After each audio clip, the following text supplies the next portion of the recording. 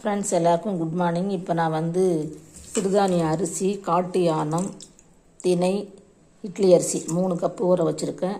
3/4 cup உளுந்து, 1 spoon வெந்தயம். இது வந்து நான் ஊற வச்சு 7 மணி நேரம் ஆச்சு. இது 1 மணி நேரம் ஆச்சு. இப்போ நம்ம இதை அரைச்சிக்கலாம் கிரைண்டரில். இப்போ நம்ம மாவை அரைச்சாச்சு. இப்போ ஒரு 6 மணி நேரம் 7 மணி நேரம் புளிக்க வச்சுக்கலாம். ஃப்ரெண்ட்ஸ், நேற்று நம்ம காட்டு யானம், திணை வச்சு சிறுதானிய அரிசி மாவு அரைச்சி வச்சோம். இப்போ நான் 2 இதாக பிரித்து வச்சுருக்கேன். இப்போ வந்து ஒரு வானல் வச்சுருக்கேன்.